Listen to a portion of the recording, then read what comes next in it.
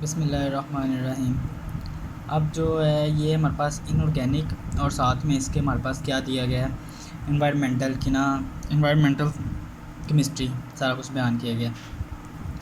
अब मैं इसमें एक एक चीज़ तो पढ़ूँगा नहीं, क्योंकि हमने इनको बनाया हुआ शॉर्ट नोट्स, और इसका अंदर ये है कि आप लोग ना अगर यही खाली इनऑर्गेनिक और इन्वायरमेंटल केमिस्ट्री के लिए पढ़ लेते हो ना, तो आपके मेजॉरिटी एमसीक्यूज़ ना वो आपके खुद ब खुद क्लियर होते जाएंगे।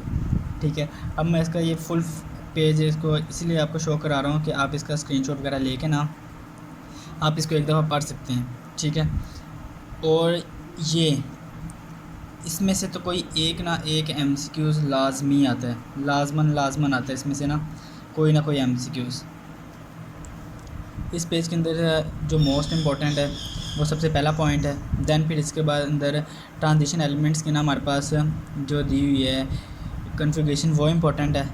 ठीक है, फिर उसके बाद ये ट्रांजिशन है, मतलब कलर रिप्रेजेंट कौन सा है। इसके अंदर ये होता है कि आपको ना बताया जाता है कि कोई एलिमेंट ना अगर कोई कलर एब्जॉर्ब कर रहा है ना, देन अगर इसको ड्रा करने का क्या तरीका है, इसको ड्रा करने का तरीका ये है कि आपने सबसे पहले एक सर्कल लगाना है।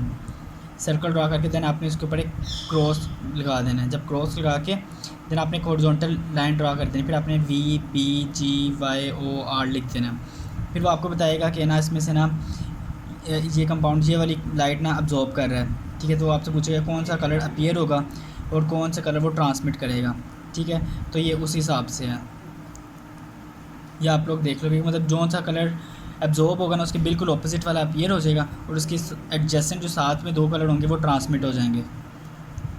इसके अंदर जो मेजर है ना वो आपका है कि आप लोगों को ना एसिडिटी वगैरह ये सारा कुछ पता होना चाहिए। ठीक है, इसके अंदर से भी एक एमसीक्यू आ जाता होता है। ठीक है, फिर उसके अलावा इसके अंदर आपको पता होना चाहिए कि कोऑर्डिनेशन नंबर क्या है, और आपने कम्प्लेक्स जो होते हैं कंपाउंड्स उनके अंदर से आपने उसका कोऑर्डिनेशन नंबर कैसे निकालना होता है। फिर उसके अलावा आपको इसके अंदर लिगेंड्स का पता होना चाहिए कि न्यूट्रल लिगेंड्स कौन से हैं, एनायनिक लिगेंड्स कौन से हैं, और पॉलीडेंटेट जो होते हैं उनके अंदर न्यूट्रल और एनायनिक कौन से होते हैं। ये यहाँ पे कम्प्लेक्स कंपाउंड को नेम करने के लिए ना जो रूल्स दिए हुए ये वो हैं। ठीक है, फिर उसके बाद ये एक्सेप्शन है, ये आपको पता होना चाहिए। मतलब जो अब चीज़ें मैं आपको शो करा रहा हूँ ना, इनकी एक एक चीज़ आपको आनी चाहिए, क्योंकि इन्हीं में से एमसीक्यूज़ आ जाता होता है पेपर के अंदर। अगर आप लोग पास पेपर उठा के देख लोगे ना, तो कोई ऐसा एमसीक्यूज़ नहीं होगा जो आपने ये वाले इनऑर्गेनिक के नोट्स पढ़े और वो आपका एमसीक्यू सोल्व ना हो रहा हो। तो इसीलिए आप इनकी एक एक लाइन एक एक कलर्स वाइज जिस तरह आपको शो किया जा रहा है ना उस तरह अपना इसको पढ़ लें। यहाँ पे ये है कि हाइलाइट्स जो है ना उनके हमें ना यूजेस आ जाते हैं पेपर के अंदर ना एमसीक्यूज़ के तौर पे। ठीक है, तो ये यूजेस ना जगह जगह डिफरेंट ना मतलब पैराग्राफ्स के अंदर जगह जगह लिखे हुए हैं इनकी प्रॉपर्टीज़ वगैरह ना, तो उसको मैंने सारा इकट्ठा करके लिख दिया है। तो अगर आप लोग ये देख लोगे तो आपका सारा क्लियर हो जाएगा। ये सारे हाइलाइट्स के यूजेस वगैरह बताए जा रहे हैं। ठीक है, फिर उसके बाद आपको ये बताया जाएगा कि ऑक्सीडाइजिंग पावर जो होती है हैलोजेंस की वो किसके ऊपर डिपेंड करती है, और डिसप्रोपोर्शन रिएक्शंस कौन से हैं, मतलब उसके अंदर क्या होता है। और इसके अंदर एग्जांपल हमेशा इसी चीज़ की आती है, पास उठा के देख लो आपको ये एग्जांपल मिलेगी। ये वो रिएक्शंस होते हैं जो खुद जिसके अंदर ऑक्सीडेशन भी हो रही होती है और जिसके अंदर रिडक्शन भी हो रही होती है। बस कंडीशन होती हैं, कंडीशन एमसीक्यूज़ के अंदर आते हैं। यहाँ पे फिर आपको मैंने बताया हुआ है हेलोजेंस के यूजेस जहाँ जहाँ पे जगह जगह दिए हुए हैं। फिर इसके अलावा नोमेनक्लेचर ऑफ कम्प्लेक्सेस, अगर आपको नोमेनक्लेचर मतलब नहीं याद हो रही, जब आपको भूल जाती है, आप नहीं हो रही, देन आप एक दफ़ा इसके रूल्स अच्छी तरह पढ़ो, रूल्स पढ़ने के बाद अप्लाई करो इसके ऊपर।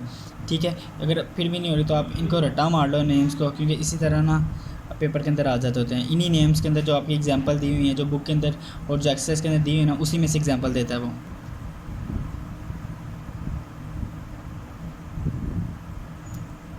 यहाँ पे नाइट्रोजन का सारा कुछ बताया गया है, मतलब हार्बर प्रोसेस सारा बताया गया हुआ है। उसके अलावा एयर में कितनी होती है अमाइनो एसिड्स, उसके अलावा लाफिंग गैस की ऑक्सीडेशन स्टेट वगैरह कितनी होती है, ऑक्साइड्स वगैरह, ये सारा कुछ बताया गया हुआ है। ठीक है, इसको आप लोग रीड कर लो।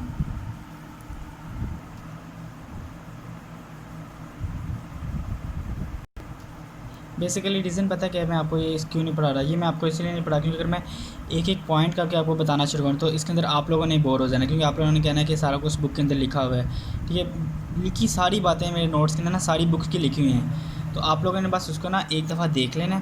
ठीक है, यहाँ इनका फ़ायदा आपको ये होगा कि आप लोगों को एक साथ सारा कुछ मिल जाएगा, तो आप एक साथ जब कह लो पकी पकाई खीर है, मतलब डिफरेंट इंपॉर्टेंट पॉइंट्स हैं वो आपको मिल जाएंगे।